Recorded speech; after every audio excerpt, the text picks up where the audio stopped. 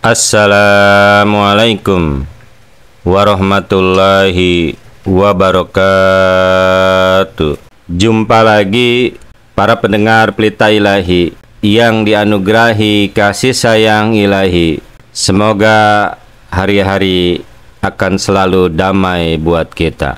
Hari ini kita masih berbicara berkenaan dengan Islam isu kontemporer, berkenaan dengan catatan demokrasi Islam bagian yang ke-8, berkenaan dengan kerancuan tentang sifat dasar dari pemerintahan Islam. Sekarang ini bertambah populer di antara para pemikir politik Muslim di masa kontemporer ini yang mengatakan bahwa Islam memilih demokrasi.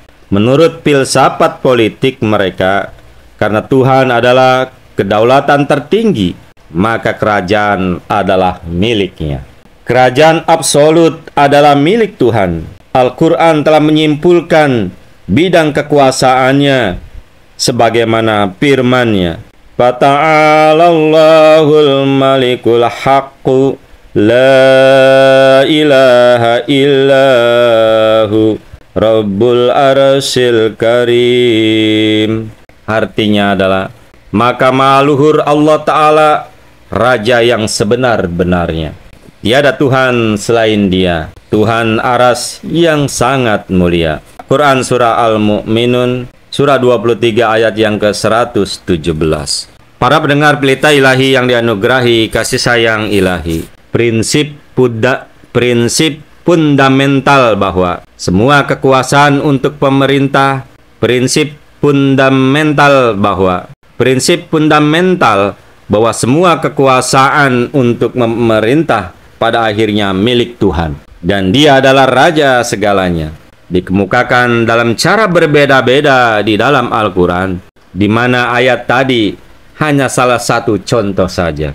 Dalam menjalankan aktivitas politik, kerajaan Tuhan diekspresikan dalam dua cara. Satu, hukum syariah yang disusun berdasarkan Al-Quran dan sunnah Rasulullah Shallallahu Alaihi Wasallam, sebagaimana dirawikan oleh para Muslim awal, menduduki tempat yang tertinggi. Hukum ini berisi pedoman-pedoman pokok untuk legislatif dan pemerintahan yang telah dipilih secara demokratis, tidak boleh merubah keputusan Tuhan.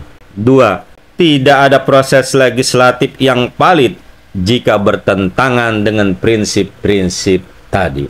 Namun, hanya sayangnya, tidak ada kesatuan pendapat di antara para pemikir dari berbagai sekte di dalam Islam, dari golongan di dalam Islam ini, mengenai apa yang disebut syariah. Tetapi mengenai yang satu ini, semua sependapat bahwa kuasa legislatif adalah hak prerogatif Tuhan, dan Tuhan telah menyatakan keinginannya melalui pewahyuan Al-Quran kepada pendiri Islam, Nabi Muhammad Rasulullah Sallallahu Alaihi Wasallam.